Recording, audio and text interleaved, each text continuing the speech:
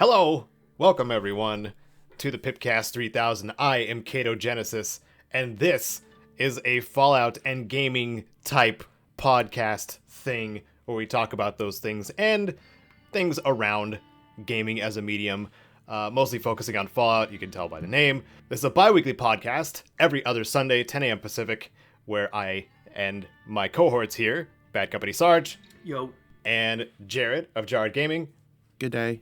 talk about these things and the stuff that's in the outline that I'm looking at right now, going off the rails. Okay. This is going great. It's going great, man. It's gold. Okay. So we have a dedicated Fallout topic, usually each podcast, and this one's going to be related to talking about Creation Club and whether it's true DLC or if it's paid mods and that kind of discussion, because we like the spicy discussions sometimes. We're probably not going to be too aggressive in our opinions, as far as I know, except for Sarge. Sarge just hates everything and everyone. Yep. I don't know how I can be your hype man, Sarge. No, I don't need a hype man. I'm my own hype man. All right. You'll need to get on my level to be my hype man. Okay. But before we get into the news, which is the main chunk, and then the topic, we have a tip of the day and comment of the cast. First, the tip of the day is just me asking you to check out my Cyberpunk iconic weapons guide, because YouTube does not want to recommend it. And it took me a month to make. So, if you want to check it out, if you're still playing Cyberpunk, all of the iconic weapons are in one video, and they have chapter points and everything like that. It's better than the strategy guide, which is why me and many other people on the internet have killed the strategy guide industry, because it's more efficient. The video's an hour long, by the way, and still more efficient. It's a good watch. Beyond that, thank you.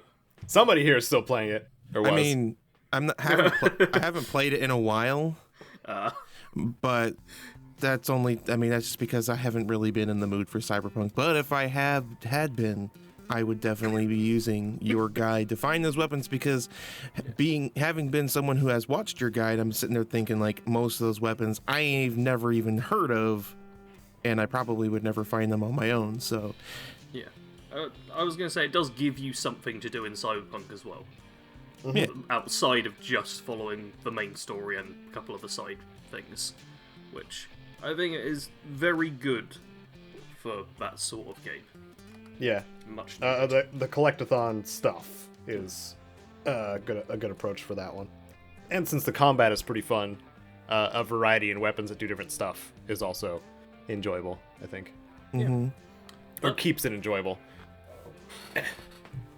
But yeah, beyond that, we had a Valentine's Day episode, kind of, where we talked about our Fallout crushes 2 weeks ago. Yeah. And we had a lot of comments from people about their crushes that they had or have on Fallout characters. Yep. Which one did we pick, Jared? Well, ours was the same. You and I picked Curie, the lovable synth / robot girl, I guess. And Sarge, I'm sorry, I don't remember what yours was. So you'll have to let us know. My Fallout crush was Kellogg, That's obviously. Oh, that's right. That's right. Because then you could shoehorn into your Yep. rewrite video. All of my relationships are built solely around plugging my own content. That's how it works. Like Watch a us all true live YouTuber. right now on my channel. It's the only reason I did the PIPCAST, just to plug everything. Yeah, Like, just comment, watch our subscribe. videos. Watch our videos instead of listening to the PIPCast. Even though YouTube makes it seem like we don't upload, all of us upload pretty regularly. Yeah. Yeah. So go check I'm the only it one out. with the inconsistent schedule here, but when I do upload, it's something pretty substantial at this point. Yeah. Because it takes me a month to make. Okay. Anyway, the comment of the cast was from Jeremy Kuntz saying, "Stealth Suit Mark II is my one and only true love." And that is the stealth armor from Fallout New Vegas' Old World Blues DLC. It legitimately hits on you and it, flirts with you while you're wearing it. Yeah, I approve of that choice. Most of your comments were boring people like, Piper, Valentine, lawful good, aren't they nice? Stealth suit. Jeremy, my man, you know what's up. Good on you. Adventurous. We picked that one because it was the most standout, I think. I can't remember. Yeah, he hasn't been a comment before. I should have checked the name list. We write down your names too, so we don't have repeats too soon. And to gather your personal details. Against all odds would be so many of these if that were the case, because he's always around making cool comments. And against all odds, stop being so cool. I'm just kidding. You're fine. And a ton of news happened the last couple weeks. So much news. Primarily related to the PS5 State of Play. Just reminding everyone that they can't find a PlayStation to save their life because scalpers are still scalping. But we'll start with something fun and interesting that I found, which was the a de-resed Witcher 3 bath scene, I guess. Mm-hmm. It's called The Witcher, but it's for PS1. It's by Anders Lundbjork, a 12,000 subscriber YouTube channel, who I think they've done many of these PS1 graphics. Yeah, Demakes. They did the Cyberpunk one as well. That's got 1.3 million views. This guy needs more subscribers. No, YouTube only gives you views or subscribers now, and I think he's got the better deal out of it. Yeah, okay. Yeah, you got a point. You don't get both. But it's pretty hilarious because it like recreates the first part of the tub scene, but then just goes off the rails towards the end of it. It's hilarious. Just something funny that I spotted. Kind of makes me think of like if The Witcher 3 was developed on the PlayStation 1, but was also developed by like Square Enix. Yeah. Because of the way it kind of goes weird. Oh yeah. You know, just a very sort of Japanese game, and Square Enix is the only one I could think of at the time. Way to go, yeah. They've started to lose that originality because it's just like, oh, we're just gonna implement time travel. Nothing matters. Hey. That's what seems to happen a lot now, and I hate it. This could turn into a Final Fantasy rant. Uh-oh. No. Well, Or Final Fantasy and... Hold up. We got 2 or 3 news topips before you're allowed to do that. Yeah. Okay. Yeah. Your time will come. Oh, right, because that's going to be a fanboy, though. That's not going to be a rant. No. Make sure you rant as well. It'll be a little bit of both. Okay. You want to talk about what's a lot of bit? That's Call of Duty. Like 500 gigabit.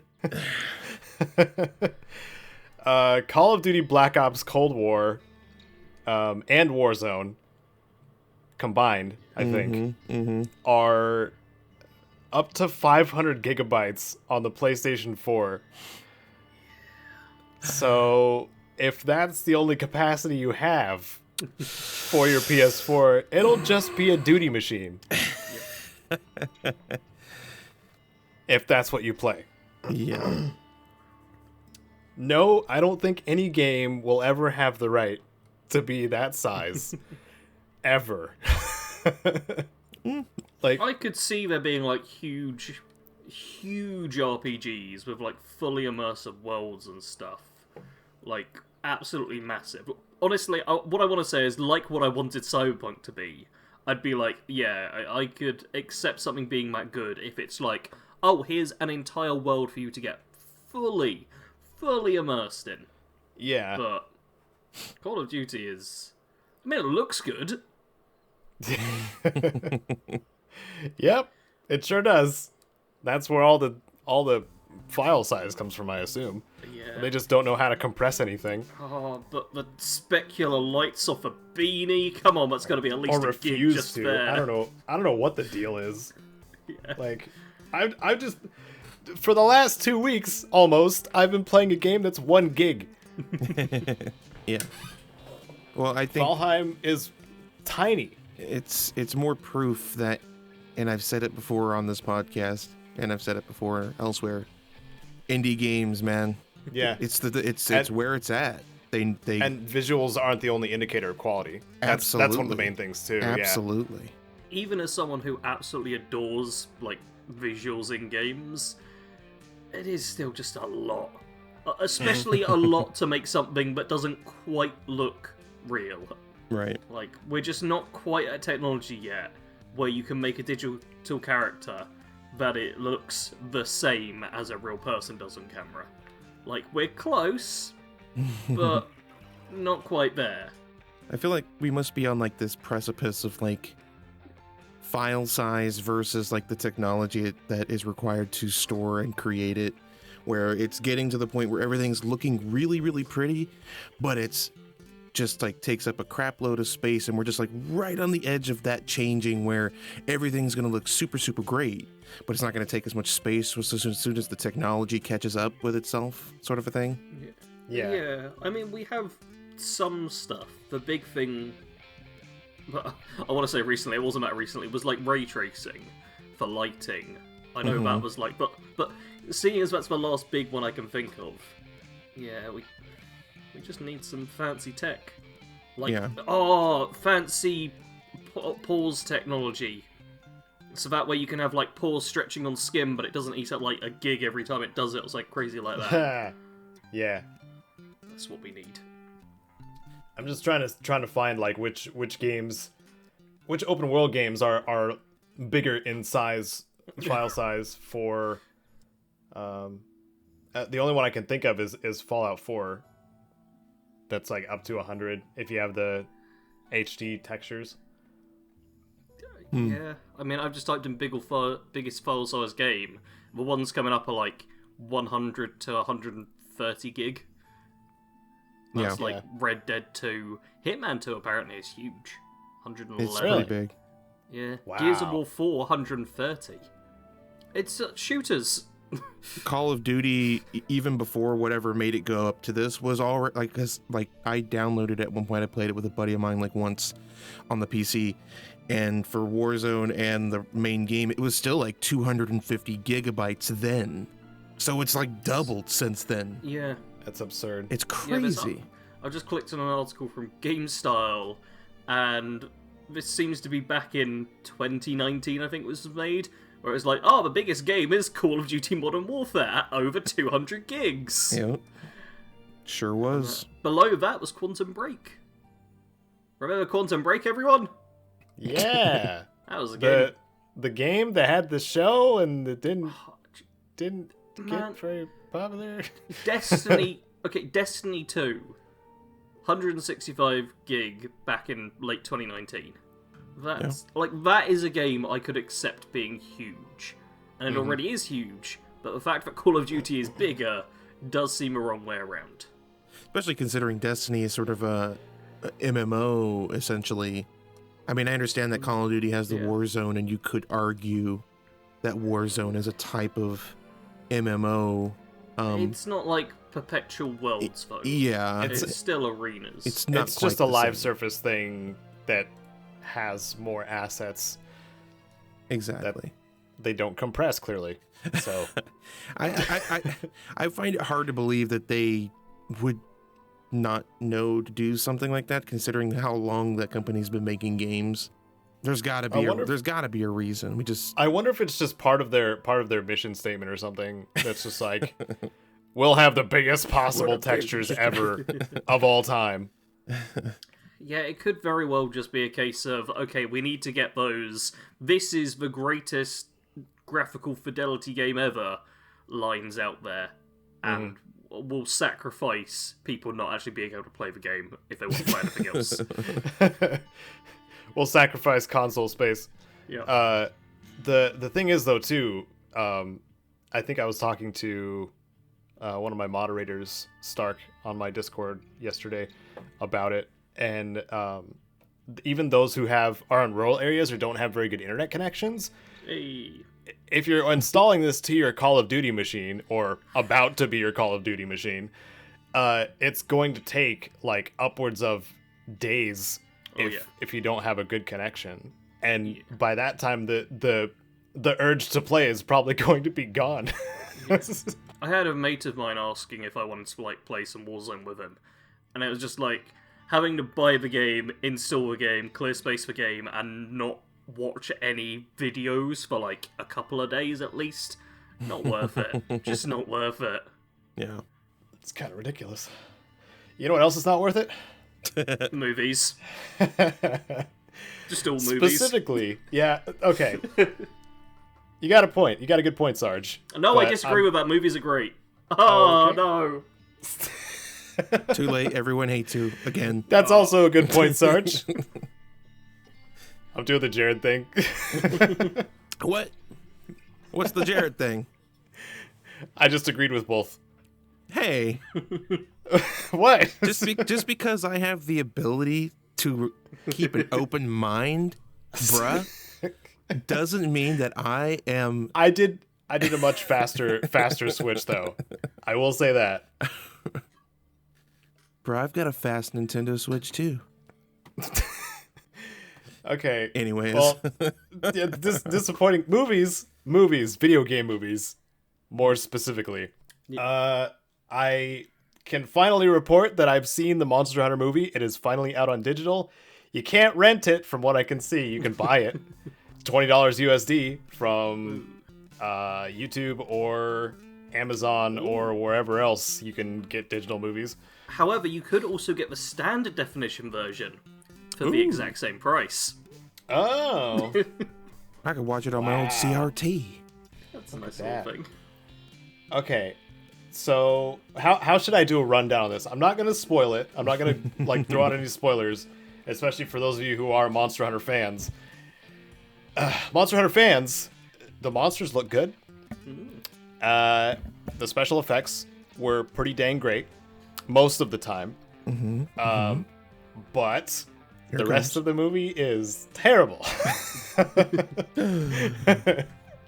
So if you're there, if you watch like kaiju films or something like that, it's about the monsters. Like the humans are like second stage to everything that's going on. This is kind of how you should treat the Monster Hunter movie if you're into watching it unironically. If you're watching it ironically, bring something to be under the influence of, because there are lulls that take way too long. And a lot of the scenes made it seem like it didn't know what kind of movie it wanted to be. Because it went from like, oh, crazy action, blah blah blah, and then it went to like survival horror for a little bit, and then it went to like crazy action again, and then it went to like, I don't know, weird romance dynamic thing. It was a small one, but it was kind of funny. It was just a movie based on a video game that had very little to do with like the actual spirit of the game. I think it's because it was just too serious. Yeah. It was way too serious for a Monster Hunter movie. Monster Hunter is not a serious game. Whoa, wait a minute. You can wield fish as weapons. It is not a serious game. That sounds pretty serious. Your companion is a cat, and it's adorable, and it helps you, and it buffs you, and it attacks monsters jumping through the air and crazy stuff. Not a serious game. Monster Hunter movie, weirdly too serious, and also horrific. There's a bit in there that made me gag, and I was like, ah. Oh, really? Yeah, like I was talking about, I didn't really know what kind of identity it was trying to show, and yeah, it went to survival horror really quick. Like, It sounds like if you just heard the name Monster Hunter and you didn't know anything about the game, this is the movie that you would make. It's a game about monsters and hunting them. So, I haven't seen it, but that's what it sounds like you're saying. Yeah. And it seems like only a small chunk of the movie is actually hunting monsters, not being hunted. So there's also that. But yeah, watch anything else. If you want something to actually watch and enjoy, watch literally anything else. That's all. That's it. That's the rest of the of the topic. Well, without spoiling anything, can you confirm or deny if anyone at any point in the movie wields a sword larger than a tree? The Ron Perlman's character wields a switch axe permanently in axe mode because they didn't have I don't know, the mechanics and their special effects to do that. Yeah. No. So it's a pretty big axe or switch axe thing. Okay. I was just curious. So that's what I always think of. I mean, I'm not a huge Monster Hunter fan. I think That's it's Tony always- Jaa. Yeah. Sorry. Tony Jaa. Tony Jaa's character wields a great sword too. Okay. Classic great sword. So, I mean, at least there's that. yeah, the design was true to the game, like weirdly true to the game. Like even some of the characters like are from Monster Hunter World, or designed after them. They're like cosplaying them basically. Interesting. But the rest of it is just Sounds like Yeah. they were almost there. they were almost there. That's crazy. Like at some point, a decision was made. They could go left or they could go right. Left was a Yeah. spot-on recreation. Right is what we got. Yeah. A little too much creativity on the director/studio side, I guess, or I don't know.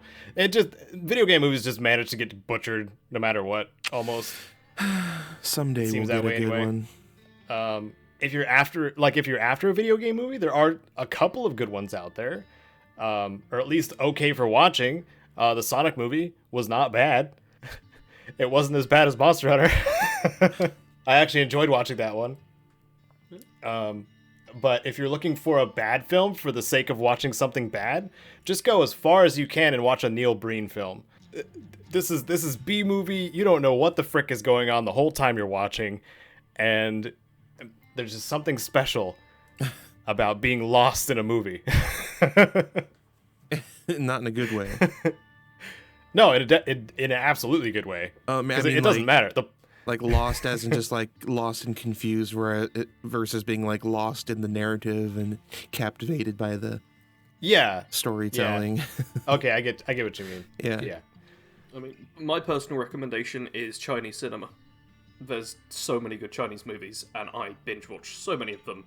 If a Chinese movie is rated 12 or above, I swear there's like a 90% chance it'll be a really good movie. Oh, cool. Yeah. Yeah. Take Sarge's recommendation too. Sarge, I think you watch a lot more movies than I do too. So Yeah, I'm a movie nerd. Which is why I don't watch many American movies anymore. Yeah.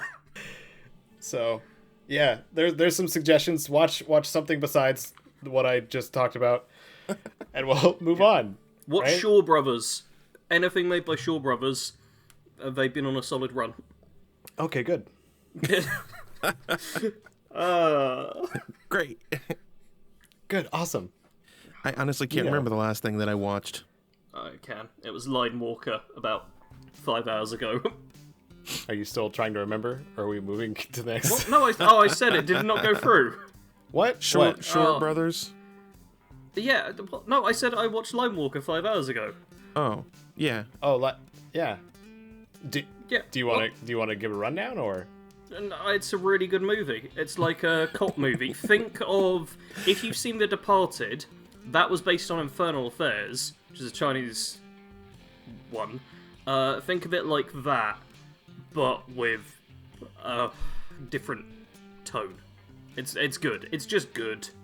It's just good.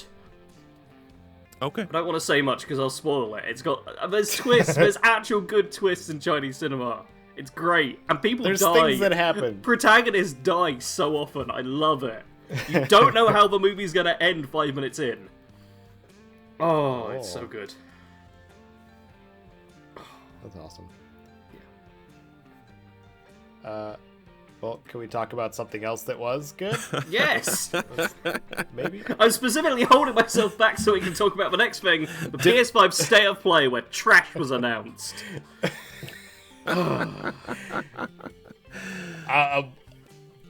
You're coming on strong, Sarge. So what I is am. your what is your take? You've got Sarge all flustered now.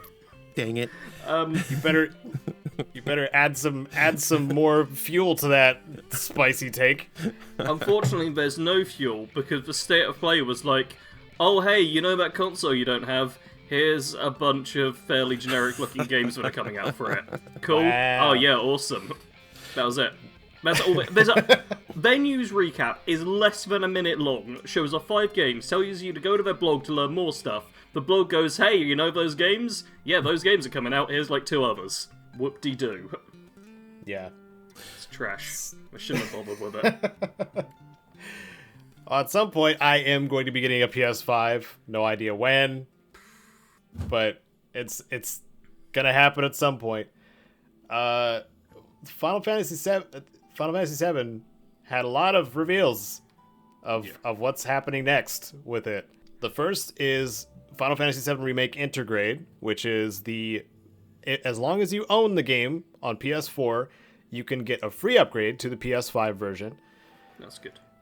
Which is really nice. But it's Square Enix, so they're going to nickel and dime us other ways. There's a new episode with Yuffie introduced, and they're going to integrate more of the Dirge of Cerberus stuff, which I'm not really excited for. Dirge of Cerberus was the Final Fantasy VII game that nobody really liked because it was trying to be Devil May Cry, and it just wasn't. So there is that. It looked fun, though, so, I might still have to get it. I wonder if they're going to do, like, a Mass Effect 3 thing and be like, you have to get this character's episode to, like, have access to this character, or if they're gonna, like, add Yuffie into the next, like, big Final Fantasy VII sequel thing. I don't know. Yuffie is the ninja that has materia and steel stuff. She's for anybody who doesn't know. There were 2 other, like, game projects based around Final Fantasy VII that were announced. It was just a bomb drop of so much, maybe too much Final Fantasy VII stuff.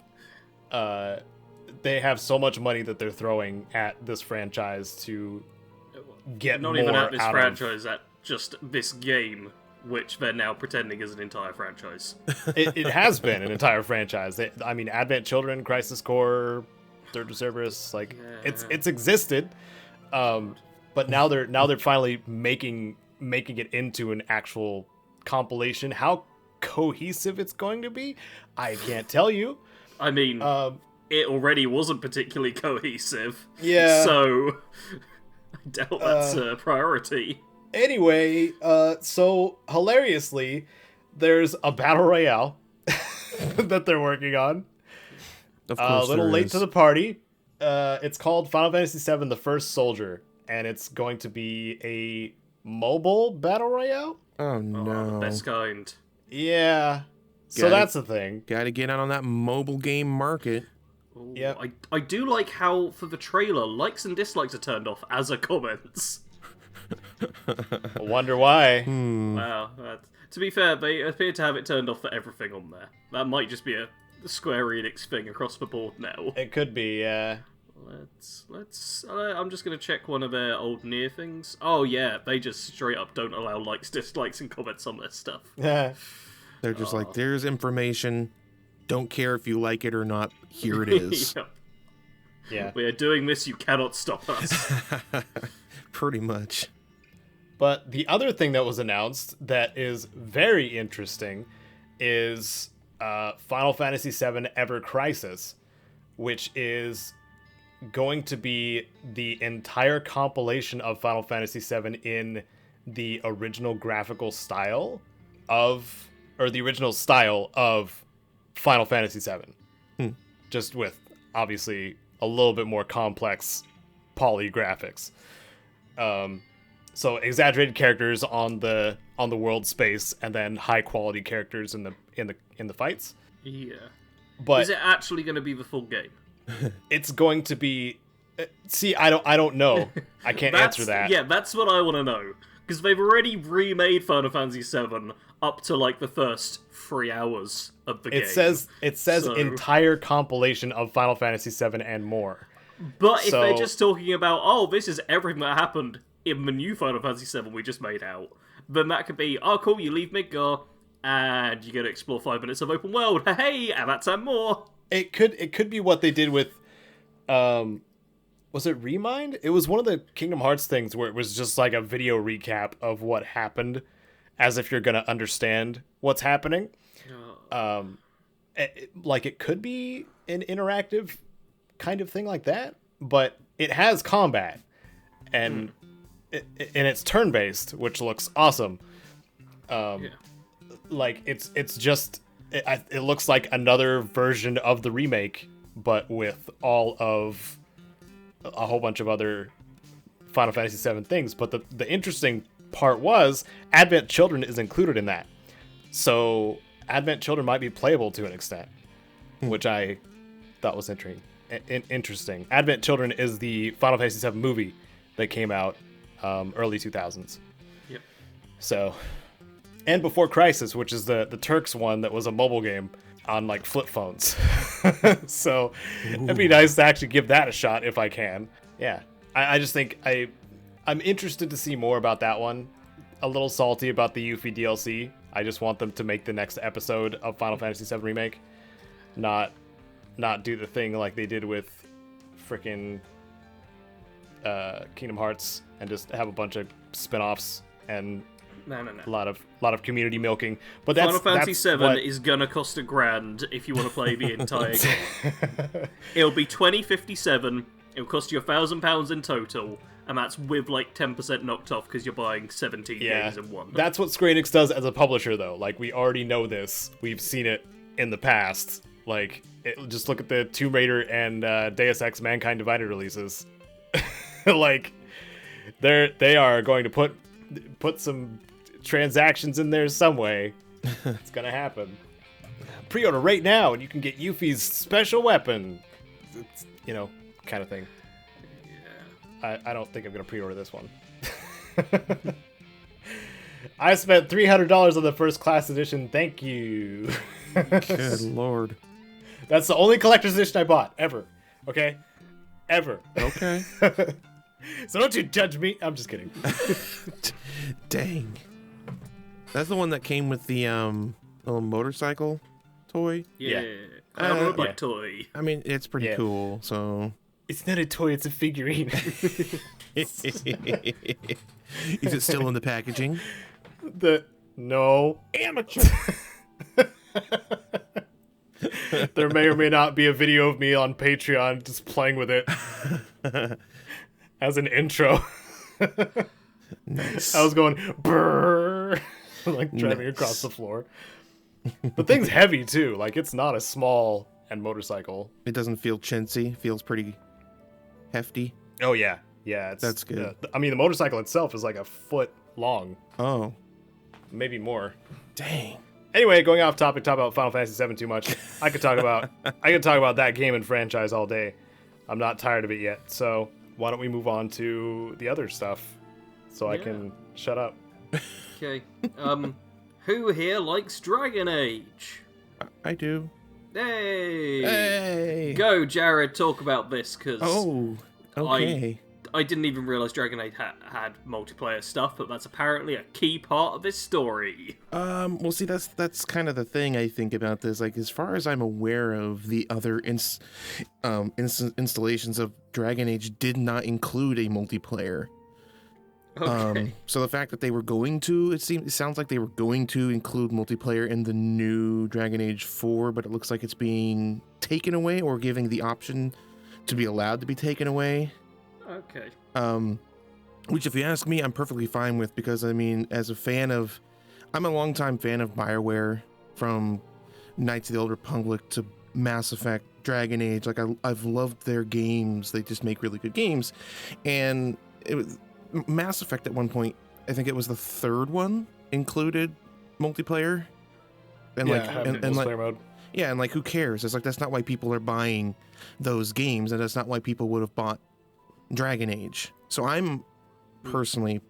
have no problem with there not being a multiplayer function and just allowing the developer to focus on making a quality single player game, which they need to do.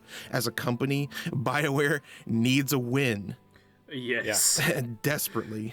So, because I mean, the next thing after this. Yes, BioWare needs a win. Yeah.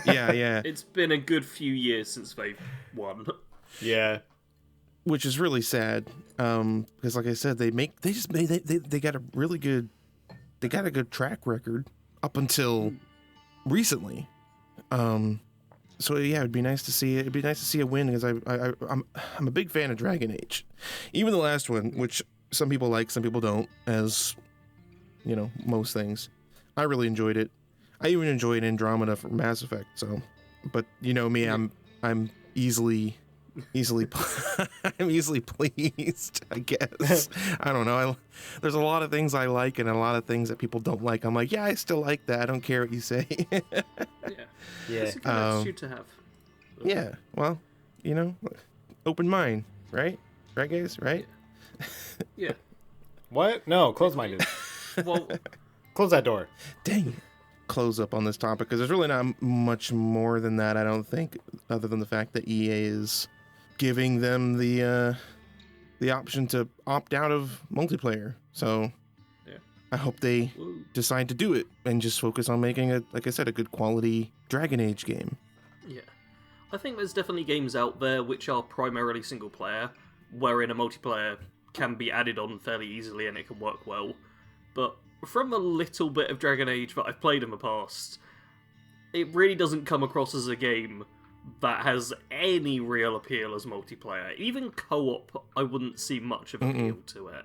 No. Like, it's very much, this is your story, lots of choices, and you're already, like, controlling squads of people and stuff, and making these big world-altering decisions. It's not really the kind of thing where you want to throw in a bunch of your mates and be like, oh, let's talk about diplomacy within different factions for half an hour. That'll be great fun, guys. Unless they decided to just make a full blown out like MMO game, which I don't think that they should do. That's not what I'm saying, but unless they did that, yeah, you're absolutely right. They're really it's just they've never been multiplayer games. It's like Bethesda. Single player games. Anything else is absolute garbage, am I right? Yep. Trash of the highest order. Yep. No, I will say on that front though, Fallout 76 was obviously a lot different to like Fallout 4 and Fallout 3, and that's kind of the path you have to go down if you go from a game which is very single player focused. You have to change it a lot to turn it into something multiplayer. Yeah. Which is what they'd have to do with Dragon Age if they wanted to make it work.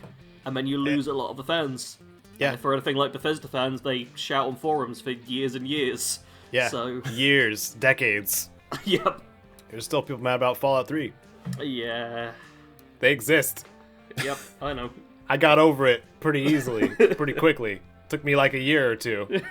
A year or two? That's quickly. Jeez.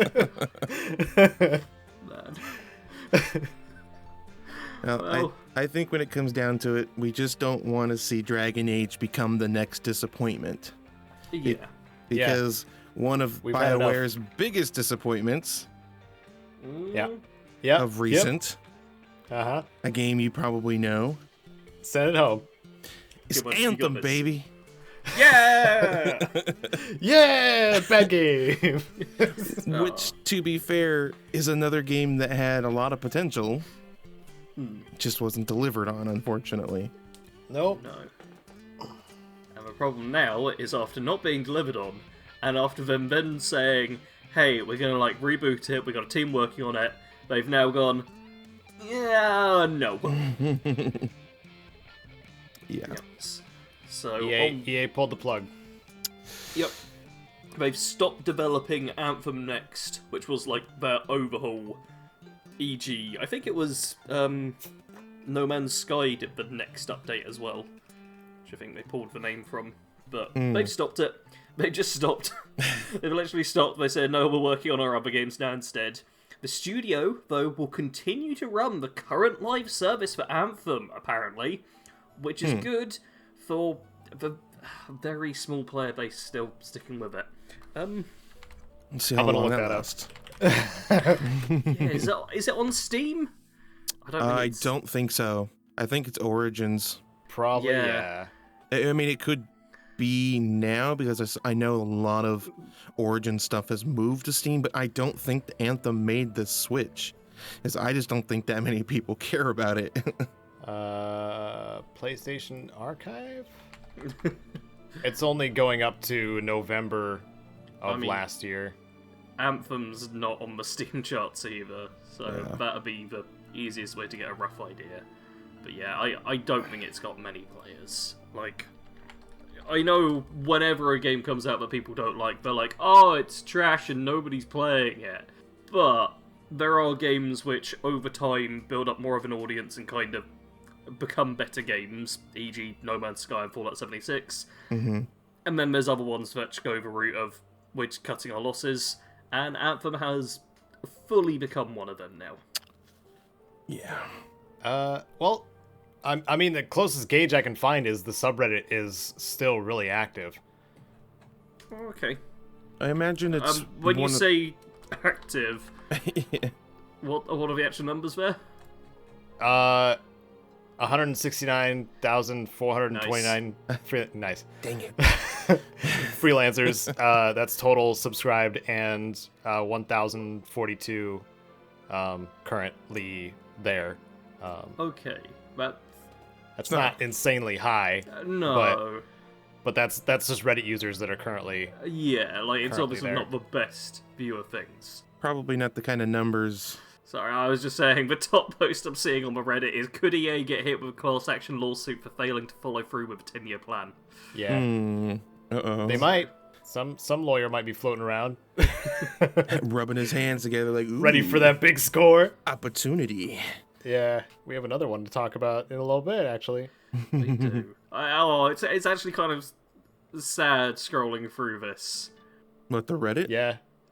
Yeah.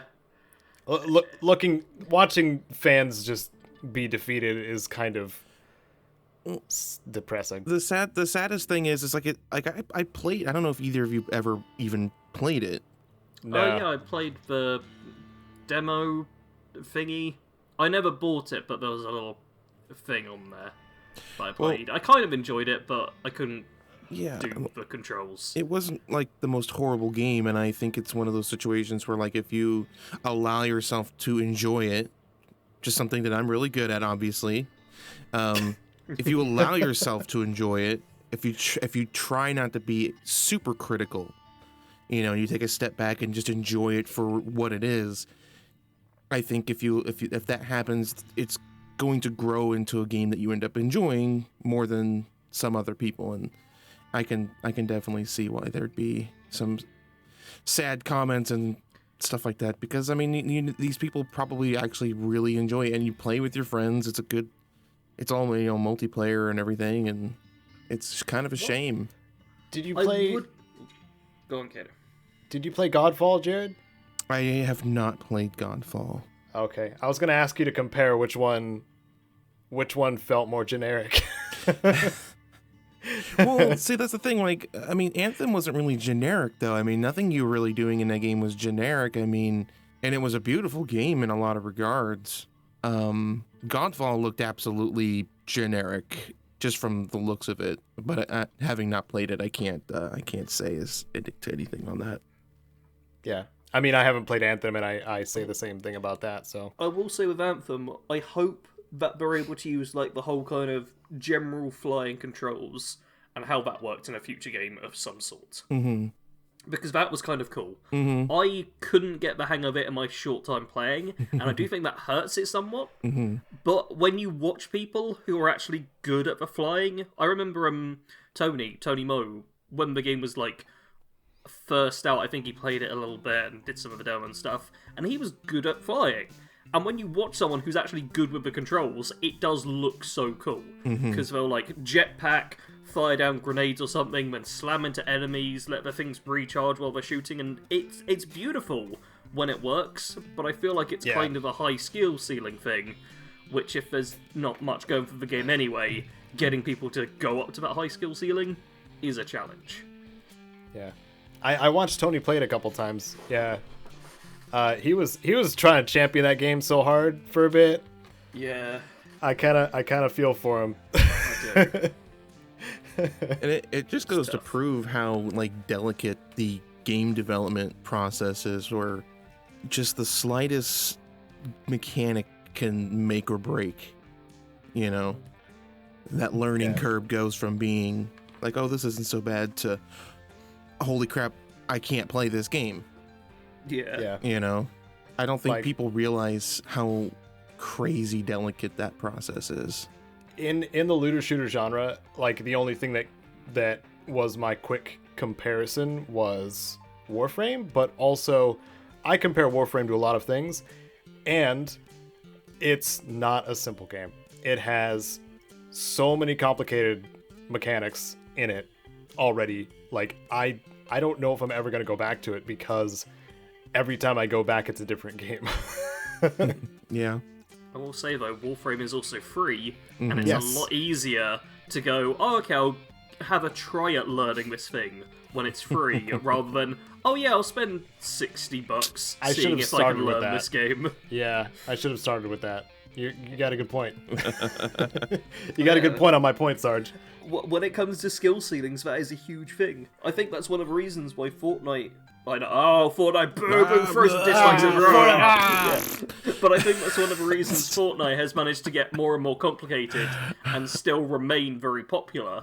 Because Yeah. when it's free, you're not really giving up more than your time in order to try and learn it. You don't have Yeah. an initial barrier to entry of, oh, I've got to pay money to then struggle to learn something.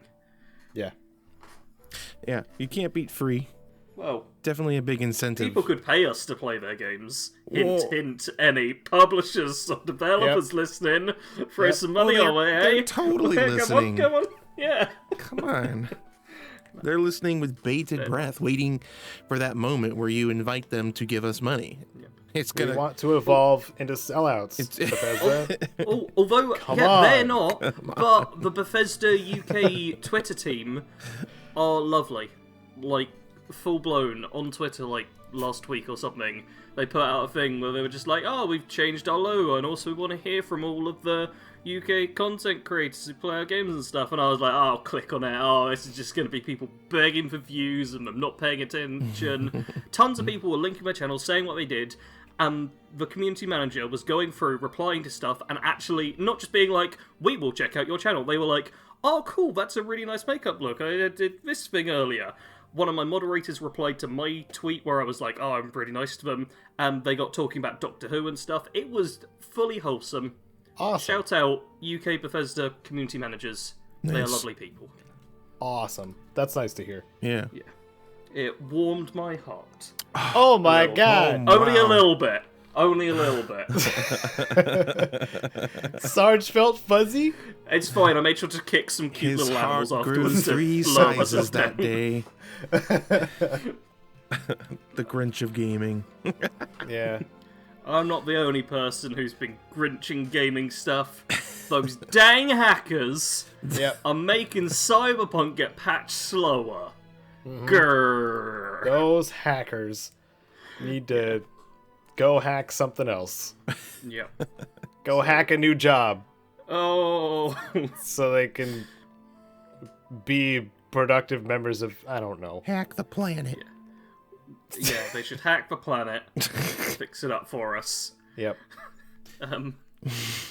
Yeah, so Cyberpunk was supposed to have a 1.2 patch, but some of you, those of you who listen regularly every other week at America time, well, I can't remember the time zones when this comes out, but yeah, Pacific. those of you who listen loyally will know that last time we talked about CD Projekt Red getting hacked, just talked about it. It wasn't like anything players needed to worry about too much. It was much more they're just having like issues with it.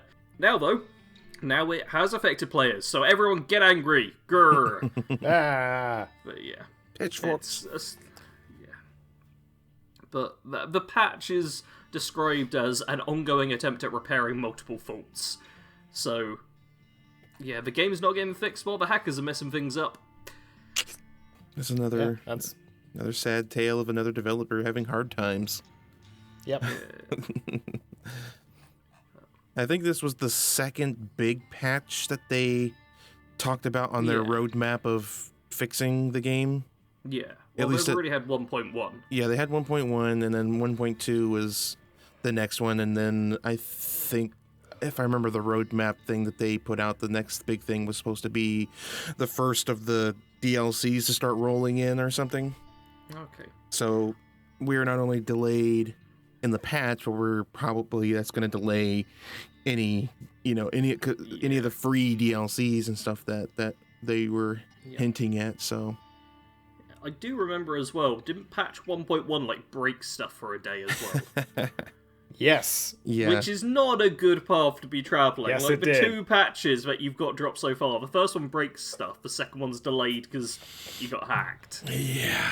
Cyberpunk is not catching a break. They did hotfix the thing that broke. Yeah. Need to make sure people know that too. Yep. Yeah. It just they took like did. a week. Good to point out. Oh, Gosh. Yeah. So it looks like it's slated for. I'm looking at the tweet that they posted. Slated for the second half of March for 1.2. Yeah. Give it another month. Yeah, planning. That it's not promised or written in stone or anything. So, you know, give them some time. I suppose I feel at this point I'm kind of flacked out. I'm kind of done giving Cyberpunk flack for a bit. That's good. Let the developers work. They know what they did, and the publishers know too. They know what they did. Yeah. It sounds like you're disciplining an animal, a pet who just like went to the bathroom on the carpet. You know what you did. Don't do it again. Where'd you put Takamura? He's not here. He's not on the phone. Where'd you put him? Floating assets. But yeah. How dare you? Why am I still dying when I step on a curb? Oh man. Yeah. Yeah, I don't miss that. I'm sure that's going to be in 1.2. I hope, man. I really hope. Okay, so the last thing, when we're talking about being mad at stuff, Yeah. somebody else is mad. Very mad. So mad to lawyer up. Yep. Which is a very American level of madness, I feel. Yeah. That's... We don't have that over here. We need to start suing gaming companies in the UK. Who can I sue? It's so Someone boring. tell me. If anyone was gonna do it, it'd be you, Sarge. I believe in you. Yeah! Okay, so, actual news story. Bethesda is facing a class action lawsuit over the way it handled the release of DLC for Fallout 4. It's kind of a tagline. However, the big thing in here is that Bethesda announced the Creation Club as all new content for Fallout 4 and Skyrim is that DLC. That's literally what this boils down to. Because what Bethesda sold was a season pass with the understanding that it was going to give the holders of a season pass any and all DLC content there was going to be for the game Fallout 4 on a go-forward basis. Mm-hmm. So, I bought the Fallout Pass, and I got, like, Automatron, Nuka World, Far Harbor, all of the buildy stuff. The workshop stuff, yeah. Yeah, I got all of those. I was perfectly happy with that, to be fair. It seemed like a decent amount of DLC for the price. Not all the DLC was good as others, but overall, I was happy with that purchase. But now, there is a lawsuit saying, hey, you've been making Creation Club stuff for a few years now. We think that's all DLC as well that should be included, rather than people having to pay for it. Yeah. That's more just, like, technicality stuff. Yeah. I mean, if you take the acronym DLC for it being, downloadable content, then yeah, it is, but I don't think that is really applicable. Not really. Yeah. Like I said, it's technicality. That's what they're using for the argument. So annoying. It's... Because here's the thing, like, Creation Club is just, it's mods, right? No. Here's the thing, and this is why it's part of our topic as well. Yes. On the creationclub.bethesda.net/en is Creation Club paid mods? No. Mods will remain a free and open system where anyone can create and share what they'd like. Also, we won't allow any existing mods to be retrofitted in Creation Club. It must all be original content. So they're saying no there, but they're saying no with a specific add-on of paid mods. If by saying no there, they they've never shot say themselves. it's a mod. They never say it's a mod, and they never really say it's DLC. It's just new content. Yep. But the fact of the matter is, it is it is mods, because there are literally mods you can get on the Creation Club that you can literally go find elsewhere. They're almost exactly the same. The only difference is almost exactly. No, I know, almost. I know. I'm just speaking as someone who has some experience with mods in these games. Yeah. And I've watched countless videos about mods and how the Creation Club is essentially just the company creating mods that you can get for free, but charging people for them, and not good prices really either. At least that's what it was when it first came out. I never really used it because of that. But yeah, if they're saying that, by saying no to that though, I mean, they kind of shot themselves in the foot, because by saying no, those aren't mods, then they're essentially saying it is DLC. Well, that's kind of why we're talking about this as our topic as well. Fallout yeah. topic, hey. Let's just jump into that. Yeah, it molds together. But yeah, that's the thing. The line between what is DLC and what is a mod is so thin and so open to interpretation. Because if DLC is just downloadable content that you have to pay for, and mods is just downloadable content that is free, then Creation Club becomes DLC. But it's also a very basic definition I gave there, as a basic example. And this has gone legal, which means you need to get complicated. Yeah. Can I throw in a qualifier? Go for it. It's what I see between the Creation Club and like the Nexus modding community and stuff like that, it's official versus unofficial. So in Creation Club, that's all curated stuff from Bethesda or mod authors. They had hired on mod authors or commissioned mod authors to do stuff too. Yep. To make official content for the Creation Club. And that means all the things that come along with it, which is also the testing that goes along with it to make sure that it functions properly. Not every mod functions properly. Oh man. I follow Camelworks on Twitter, and just seeing him panic over which mod was breaking this thing, or was it a base game, or I've changed this mod now, this thing doesn't work. His tweets for the past week have just been running into problems. And every single, like, half of the problems I don't think were actually mods, they were like driver issues, but every single tweet is accompanied by, I've got this mod installed, is this messing it up? Which, that's something I see a lot. But that's a good point to the Creation Club. Like, might not be the biggest fan of it, but at least they're doing proper testing with, like, people who are actually part of Bethesda, and they're doing it internally, rather than just someone going, I think this is how it works, let me just add this on. And then, because it's just some person making a mod, they're not able to test it as thoroughly as the company, it's going to be a lot harder. Yeah. So. I will say, though, the menu is still crap.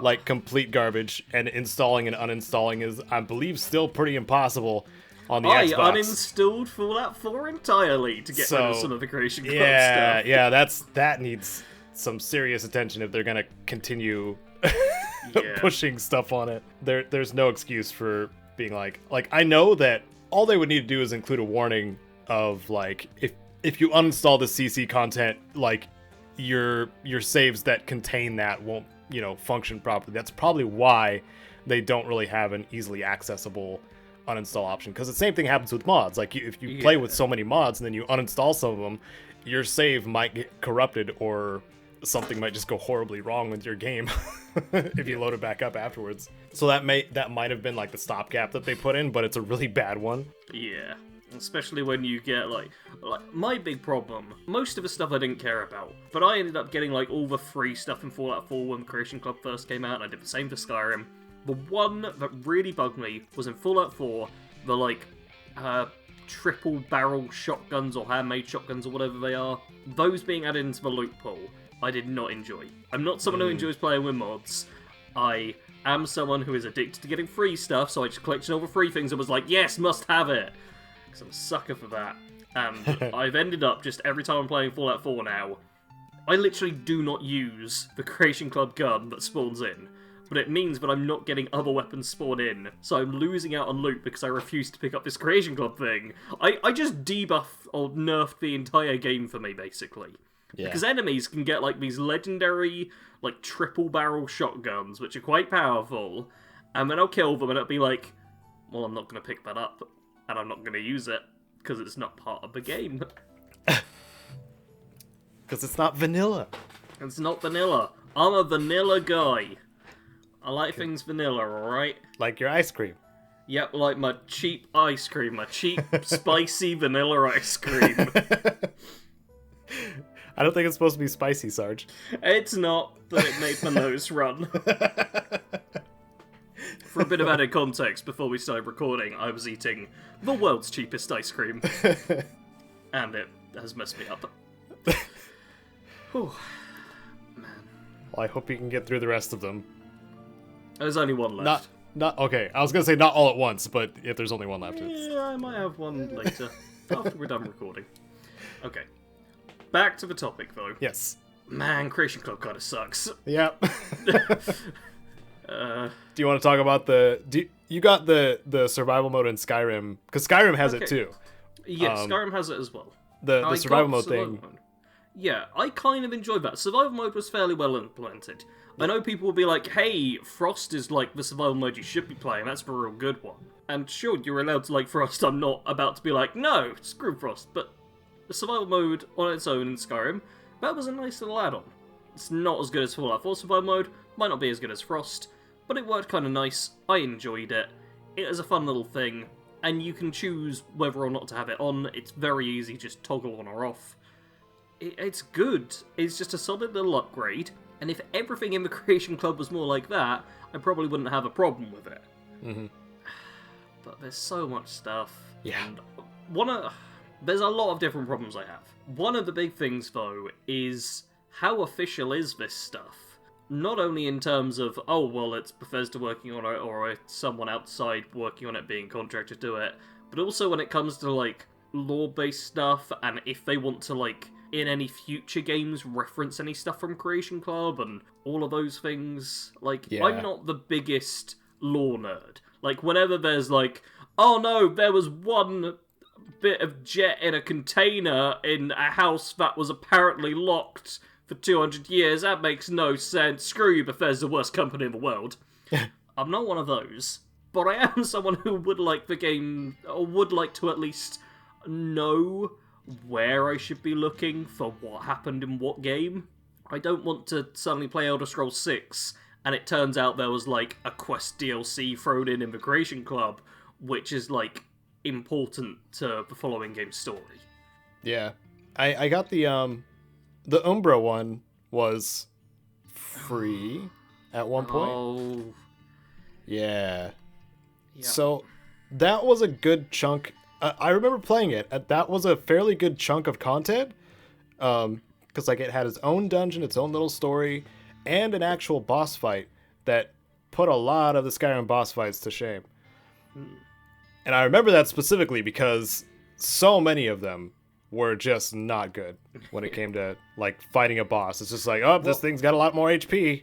Go. Well, guess what? That's another thing that Creation Club, I think, creates problems with, which is like power creep within an individual game. Whenever I check the Skyrim wikis now, which I've been doing recently, it has Creation Club stuff listed. And one of the big ones that I notice is like they've got robes which like fortify alteration, destruction, and increase magicka recharge as like one effect. And I'm just like, well, you've just made a better robe. And you can pay for it now. Yeah. And I don't like that.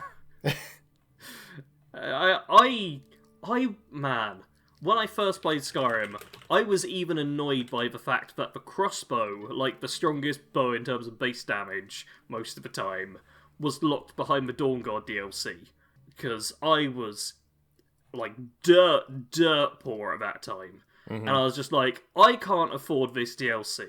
Which means I can't get the best bow. How am I supposed to be a teenage stealth archer noob without the best bow in the game? Come on, Bethesda, why are you doing this? And now they're making Creation Club stuff where I have the same problem with it.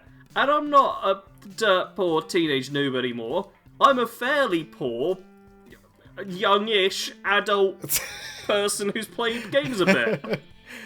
I'm a baby in an adult body that has some money, but not a lot of money. Yep. I can't afford to spend all my money on Creation Club stuff that sucks, and I don't want to deal with it. Sarge, it's gonna be okay. Just have some more ice cream. No, I'll have beer instead. It's baby likes to drink beer. I'm gonna let you two talk about it for a minute, because I do feel this has just become Sarge rants about the Creation Club. Well, okay, so the survival mode, if we can go back to that. Okay. Really quick. I remember the first week when it came out, or something along those lines, that it was free Yes, it was. for Skyrim if you had it. And then after that, they were charging for it.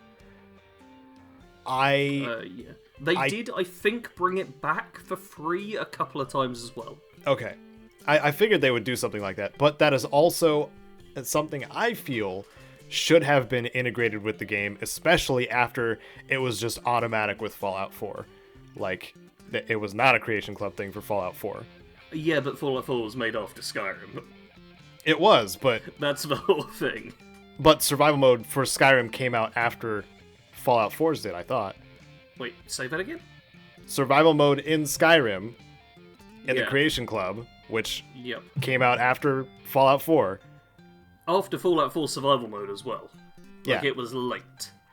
Like, it wasn't something like they were still working on Skyrim and this came through. It was that the Creation Club has come about, here's something we can do. Whereas for Fallout 4, they were still working on stuff with Fallout 4, and they were like, let's throw in a survival mode. And they still had, like, actual people working on it. So, the survival mode was almost more like free DLC, or Fallout 4 survival mode was more like free DLC, whereas Skyrim survival mode was more like a paid mod. Yeah. And we circle horrible, back. Isn't it? It's horrible. Yeah. Yeah. You know what? I kind of defended Creation Club when it first came out, primarily because I like the idea of mod authors getting paid. Even as someone who hates playing with mods, I think the people making them deserve some cash for their hard work. Yes. But I don't want them.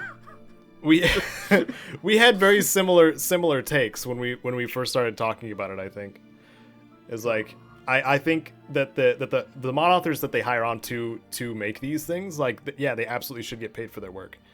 Mod authors, the ones who spend a lot of time and energy putting these big extra details into the games that we love to play for years.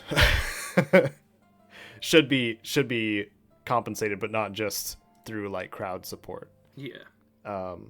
As much as they can anyway. Jared, do you have any hot takes? Well, my biggest question is, if we're going back to the topic that we were talking about with the lawsuit, is what is a DLC and what will become the new definition of what a DLC is. Because here's the thing that I have worries about. Not necessarily worries, but just like, I'm thinking about the greater implications of a lawsuit like this being successful, because it's going to change what DLC is and what it means to have DLC in a game. Because if you think about it, we mentioned before Fortnite or Call of Duty or any of these games have stores that you can buy weapons and cosmetics, and all of that could be considered DLC if we're going to be technical. If we're going to be legal and technical here. That is all technical DLC. So does all of that stuff suddenly have to be included in season passes as well? Because those games have seasons passes as well. Does that mean everyone gets all of that stuff for free? I think the thing with Fallout 4 was just the quote of it being like all the future content. They're not so much saying, a season pass has to include all future content, because there's already a lot of games which don't do that, which does annoy me. Well, here's the season pass. Cool, season's over. Here's season pass 2, and you have to buy like several of them to get Borderlands like, a couple 3. of quid off. Yeah, I haven't bought the second season pass, and I've uninstalled the game. I'm still playing it. It's not worth it. I bought the season pass. But yeah, I think with Fallout 4, it was created for the game Fallout 4 on a go-forward basis. They basically said, hey, this is all of our future content for the game in one season pass. So they're trying to catch them out on what they've said their season pass is. Yeah. Right. I understand what it's about. I'm talking about the greater implications of a lawsuit like this being successful, because a lawsuit that is successful in this instance is going to be applicable elsewhere, not just with Fallout 4 in this particular lawsuit. Yeah, I'm just curious as how it's going to affect win or lose. I don't think that this lawsuit's going to make it through, honestly, personally. I think it's like you're saying, they're trying to nail them on technicalities and choice of words. And I mean, we're talking about billions of dollars, probably. Maybe. I don't know what the stake is. $1 billion now. Yeah, I mean, could be as high as $1.1 billion. Yeah, I feel like when you're talking about money on that scale, it's not just going to be a technicality. I don't think, unless they've got a judge that is a which is possible, or a really good lawyer, you know.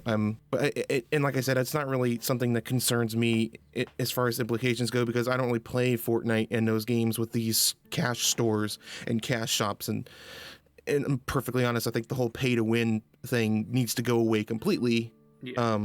But that's just the question that comes into my mind when I see things like this pop up. It's like, how is this going to affect the industry as a whole for the future, not just now? Like Bethesda screwed up by choosing poor words. That's on them. But how is that going to affect other developers that have nothing to do with Bethesda that are going to, either gain from this or suffer from this? I want to see when the term DLC was started to be used. Horse armor. I will say that if this goes the way of Bethesda having to pay, I don't think it would make much of a difference. Like, I can't think of a situation where people who are publishing games already would suffer more consequences, but I could see it fully putting a stop to any paid mods coming out ever. I think that could be a big part of it, like, because then mods would count as DLC, and then there'd be a whole argument as well for mods that are crowdfunded. Like, is a crowdfunded mod that you haven't paid for your right to be able to play because you've got a season pass, and should you get the benefits of crowdfunded? I don't know.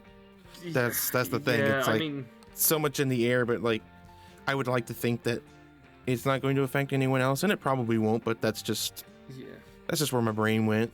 Should I throw some credit CD Projekt Red's way? They need it, man. What did they call Blood and Wine and Hearts of Stone? Expansion add-ons? Expansions. Okay. Yeah. Expansions. Okay. Yeah, I think that term just needs to come back. Yeah. That's what they used to be called. Because they had DLC too. They had a whole bunch of DLC of like either I think it was mostly free too. Mostly free upgrades. Like clothing stuff, I think. Yeah. And like executions and things. Yeah. Yeah. And I think it should probably just be that. Like, season pass ensures that you get all of the main expansion stuff, and then like the other DLC stuff can be like at their discretion. Yeah. That's a good shout. You know what? That is my one hope from this now, is that if this sets forth a precedent where there are like clear definitions on what's a season pass, what's an expansion content, what's DLC, if we could get that like fully cleared up inside of a gaming world, that would be kind of nice. Yeah. Because then we all kind of know what we're dealing with. Nobody's trying to screw one over by saying, oh, this is a DLC. No, that's not a DLC, that's a season pass expansion, don't you know? If it can all be cleared up, then that would be nice. I think that's best case scenario. Win or lose, although probably lose. If it can just be cleared up, and going forwards it can be, if you're paying for these big chunks of things, this is an expansion, DLC are just small little free add-ons. If it can be something like that, then that'd be lovely. Yeah. And that also may set priorities for the developers to actually put time and effort and energy into the additional content that you do pay for, which would mean like more expansions for games instead of just all this little nickel and dimey crap. Because it does get old. Yeah. But then you also have when it goes to live service, you have the updates versus microtransactions thing, kind of like what 76 is doing. The updates are free because you bought the game, and the microtransactions will always cost you money. Well, I mean, Or atoms. not always whatever. actually, but Sorry. Yeah, they are a more money-based Always system. demonetized. Yeah. That I'm always salty about. Yeah. That's fair. Repair your gear more easily. Have some scrap on you? Hey, break it down and teleport it to your stash. You know what the easiest way to not have to worry about repairing your gear is? Play a different game? Yep, stop playing the game. Make your weapons don't break. For anyone who's not paid attention in the previous "What are you playing?" sections, I've not been playing 76 for a while. Yeah. And my weapons aren't breaking anymore. It's kind of Same. nice. Yeah. I mean, mine do in Valheim, but I don't have to, use repair kits or anything. I just go back to camp and tap the hammer button and... Ting, ting. Bong, bong, bong, bong, bong. I like the sound effect. It's pretty great. Excellent. But yeah, That seems like a good opportunity to segue into what we're playing. Are we segueing? It's almost like I did that on purpose. Let me just hop on there and close the on door and board. put my seatbelt on. Yeah, come on everyone, jump on my Segway. Perfectly safe. Are we like standing on each other's shoulders or piggyback or what? I assumed I was like squidged up in the middle and I had one of you either side on a wheel each. And you were just Alright. running on said wheel. Oh, we're taking up the whole pathway. Okay. It looks like a circus, okay? Awesome. If anybody feels like doing fan art, please do. That would be pretty cool, I'm not gonna lie. Sarge, what have you been playing? You want to plug your thing that you've been doing? I have. You can call me a wall in a house because there's plugs going in everywhere. Oh, that's so bad. Okay, I have been playing, and a game I thought I was addicted to, but after speaking with Caedo, I might not be. Total War Warhammer 2. It's a great game. For those of you who don't know, Total War games, you control armies, take over like entire regions, fight your enemies, be diplomatic with your friends, then betray them for fun. It's all good stuff. It's a single player, I should say. These friends are all digital, the best kind. It's great. This one's set inside the Warhammer world. It's also the second game. The first game is DLC. Beautiful idea. Third game's coming out at the end of this year. Hopefully the previous two will be DLC. I've been addicted to that. So much so that I decided I'm going to be making Skyrim builds based off of characters from Total War Warhammer 2. And I've started doing it. And on Saturday, the first of the builds will be out. Hopefully, this is a challenge run. If I don't get them out, I fail and I cut off a finger. I'll work out the consequences later. But yeah, I'm making making Skyrim builds again, eh? I don't want to just gloss over that. No, it's fine. I don't need all of them. Maybe I'll go a toe instead. But you don't need your little toe. You don't need those. Yeah. I could start off with a little toe. They're Then I've got useless. like 2 times I can fail and it's fine. Yeah. But I'm making Skyrim builds, so I've been switching between Skyrim and Total War Warhammer 2 as like my work games. They're both good games, and I like them a lot. I have also been playing Borderlands. Oh. Yeah, I'm going to do that one in a sec. But I think of Borderlands, which, if you're listening to this, if you're one of those people who actually gets a notification from YouTube, which immediately is like, I don't know, 5 people maybe, and if you're then one of the people who clicks on said notification immediately, then by the time you're listening to this, myself, Caedo, Jared, and Eddie, who's not here, he's somewhere else, will all be playing Borderlands 2. Yeah, we're moving on to the second game. Yep, because we beat the original Borderlands in like 3 streams. Yep. We crushed Played it. like 10 hours, 10, 11 hours. Yeah. We beat the game. We were joking like throughout. Oh, speedrun. Mostly because I abandoned everyone and turning quests really quickly and like buddy hopped and stuff. Yep. But we legit did kind of, not speedrun it obviously, because it was still like 10, 11 hours. But especially towards the end, I did feel like I was dragging people forwards at points. It wasn't so bad once it became a little bit more linear too. Like, because it does do that towards the end. Yeah. At the end point, you go through like 3 or 4 locations. You're supposed to murder everything, but you can just jump past them all. Yeah, you can, and we did. Yep. We did a good job with it. We beat the Destroyer, and beat the Destroyer on the Game of the Year Enhanced Edition. Destroyer? Where it's at... Is it the Destroyer? I think that's what it's called. Destroyer. Yeah, it's the Destroyer. Sorry. Yeah.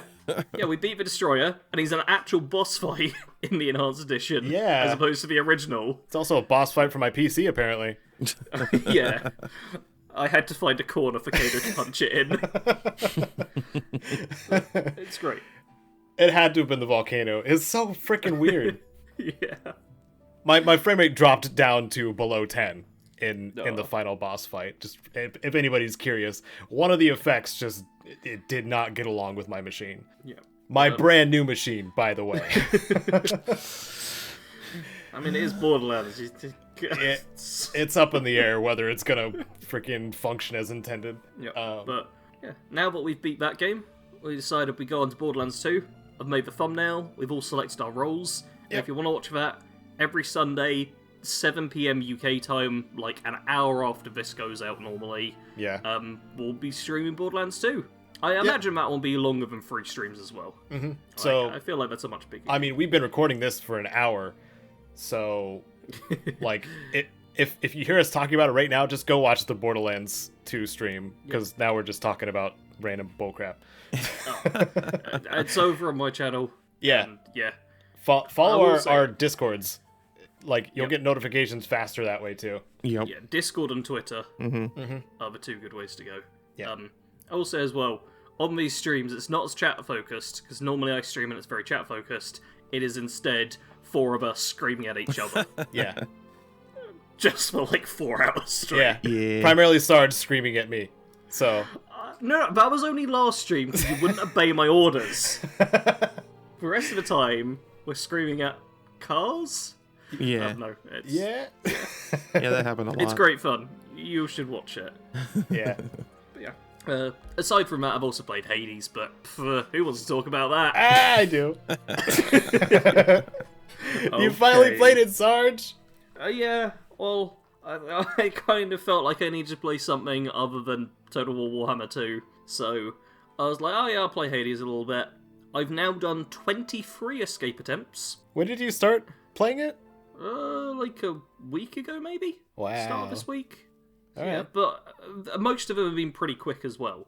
But on my 22nd, I tried out the gun for the first time, because yeah, Hades apparently just has a gun.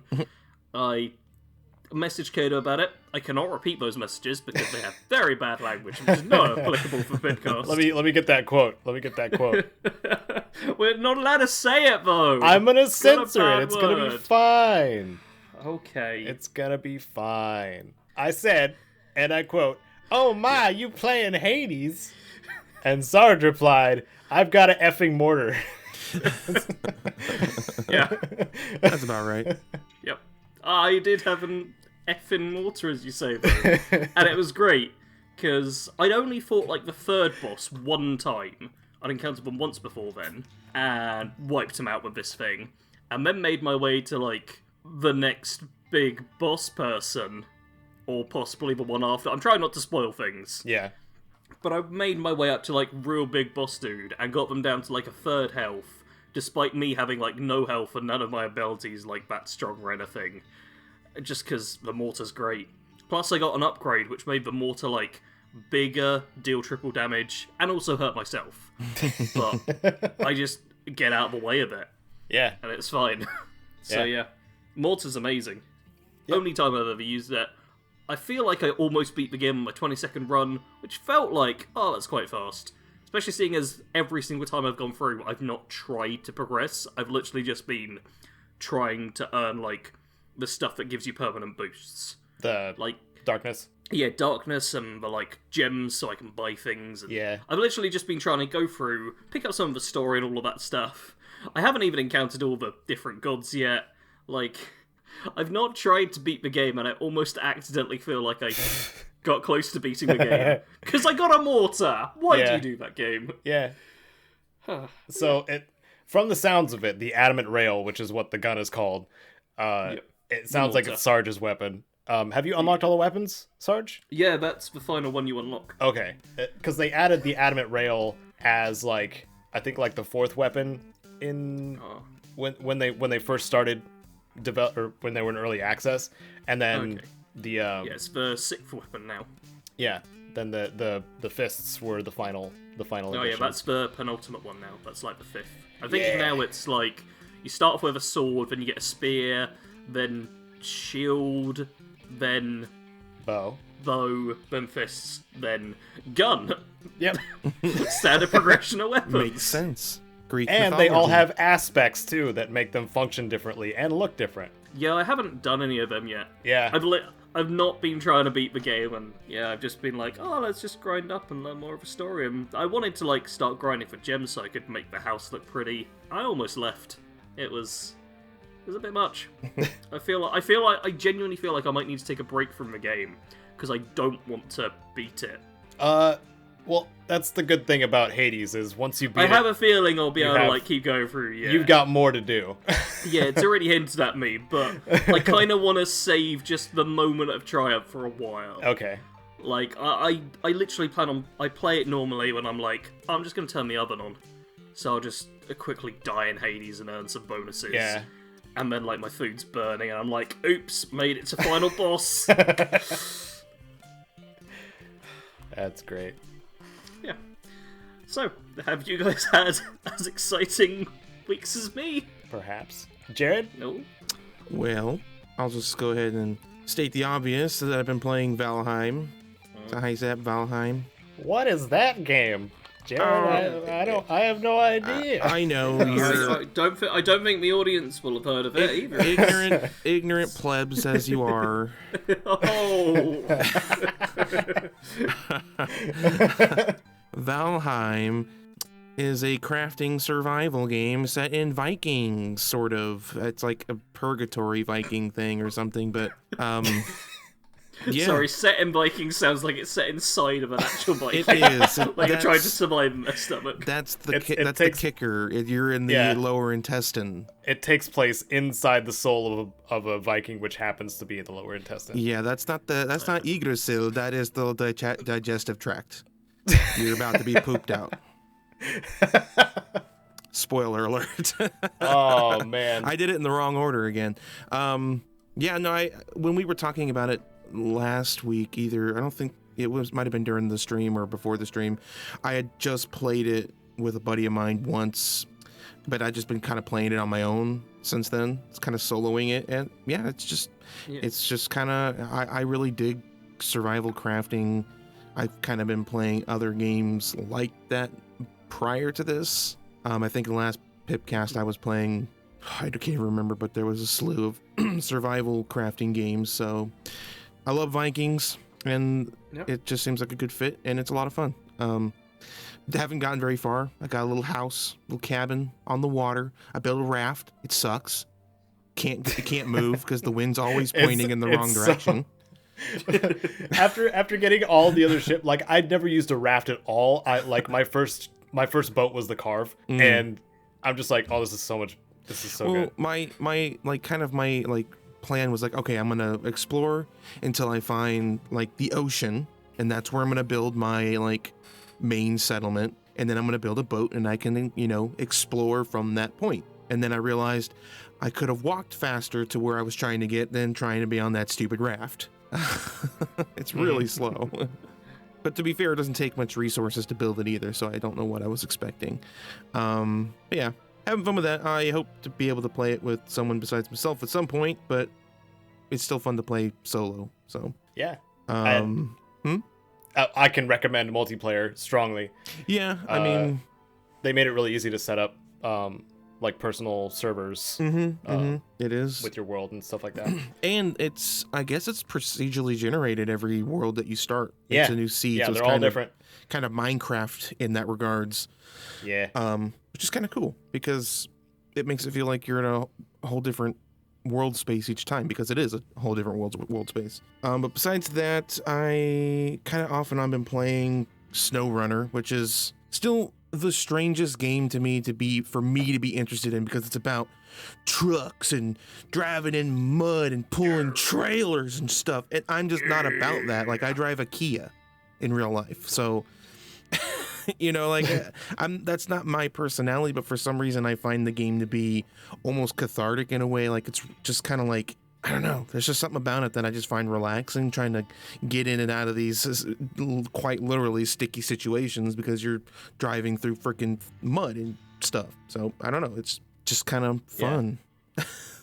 Oh, good. And then, of course, I'm glad I have to mention it, but Borderlands, because Borderlands every Sunday. Borderlands. Yeah. So yeah, that's pretty much, those are the games I've been playing in my free time when I'm not recording hokey indie horror games for my channel. Because apparently there's no end to those. Yeah. But what about you? What have I been playing? Lots of hours. Did you just have a stroke? You okay?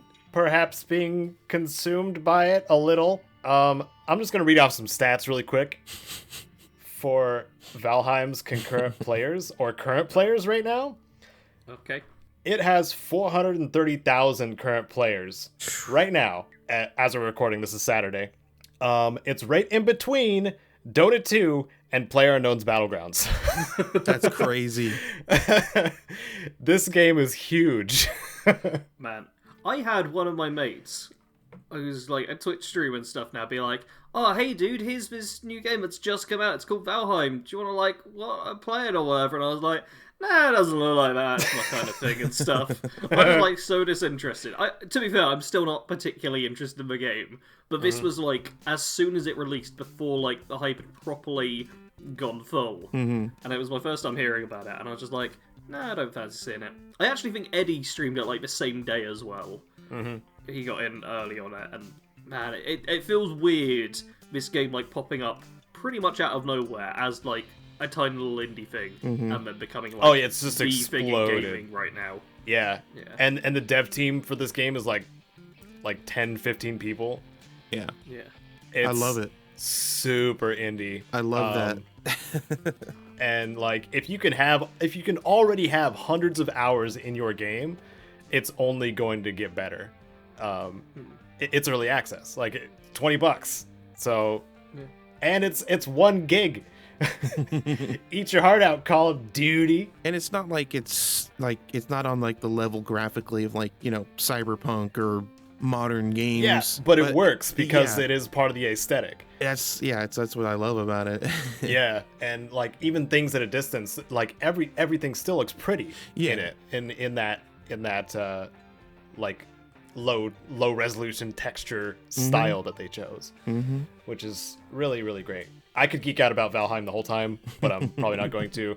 It's a survival game. It's got Vikings. All your friends are probably playing it. Give it a try if you have $20.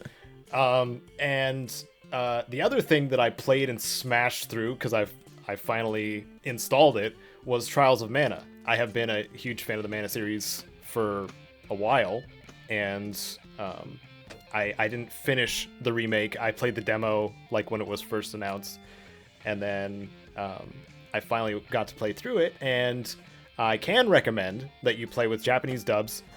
English is a little grating, so as long as you do that, though, like, it's a very solid action JRPG. And the quality of life stuff that they added, like, just simple stuff like quick item usage. It detects whoever has the lowest health, so you just have to press one button. Like, board games need to have that. They added verticality to it. The original didn't have that, so there's a lot of jumping around, exploring towns in an aspect that you hadn't had before. They added Lil Cactus from Legend of Mana as a collectible, and every 5 you find gave some sort of like discount at the merchant's bonus, or sleeping is free at inns or something like that. And not just that, not just were they true to the entirety of the original game that was on the Super NES, by the way, they added a ton of post-game content too. It was like another 8 hours of something like that, and it's all good. Like, all the way through. I really enjoyed it. If you want a simple action RPG that's fairly easy to pick up, colorful but weirdly dark in some spots. Those are kind of my favorite, where they just take a turn.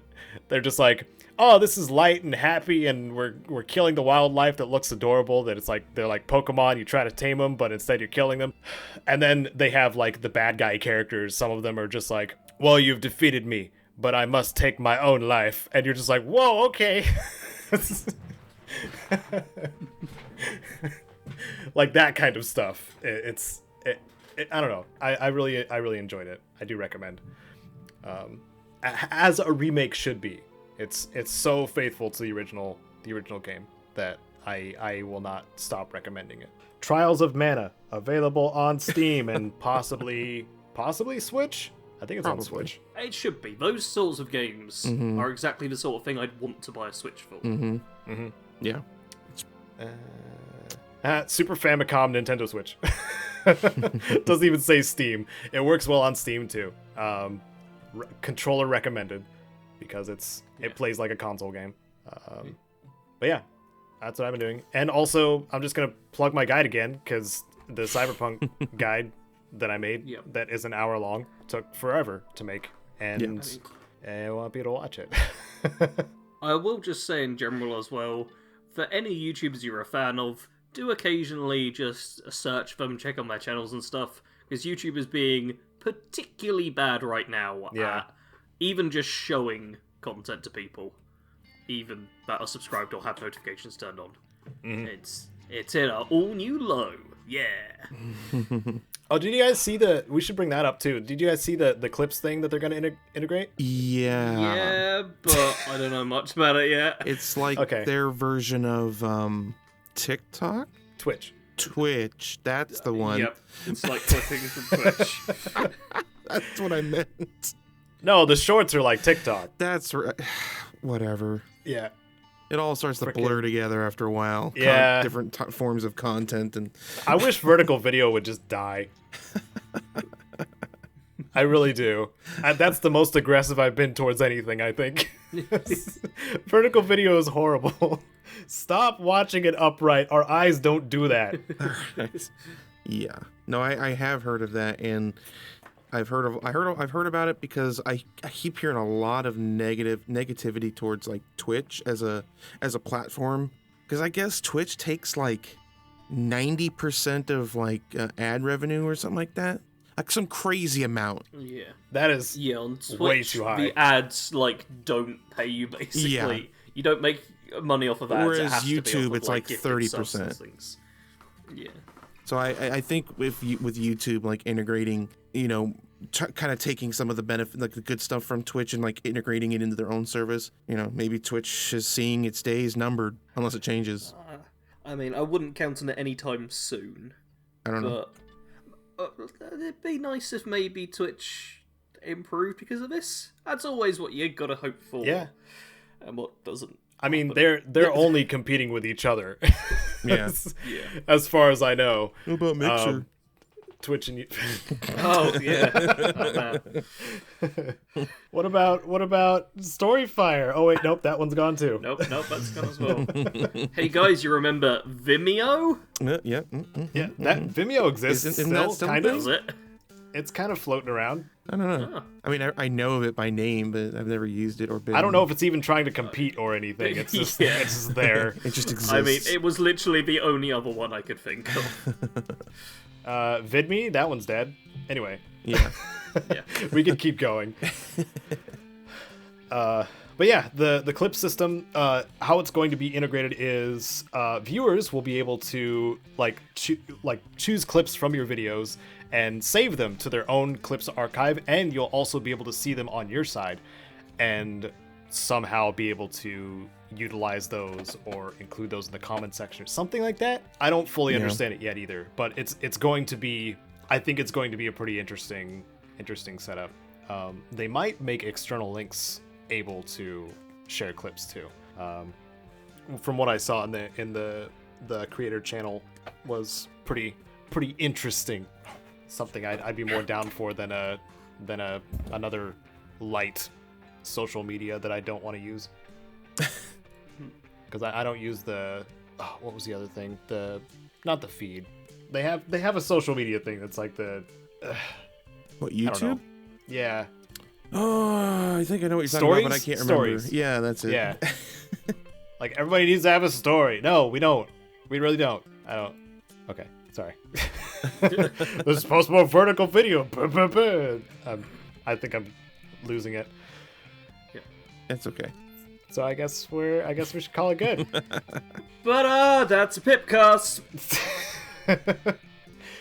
If you want to see any of our channels and stuff like that, also, why are you not watching the Borderlands stream that's happening right now? Maybe because you're listening to this later. Why aren't you watching the Borderlands stream? Come on. You know where we are? These happen every other Sunday, 10 a.m. Pacific, unless something happens, or I'm just like, no, let's wait. So, every other Sunday, 10 a.m. Pacific, we talk about Fallout and stuff like that. If you want a chance to be a comment of the cast and be part of directly a part of the podcast, you can leave a comment. And yeah, that does it. Everybody take care of yourselves and wash your hands. Yeah. Bye.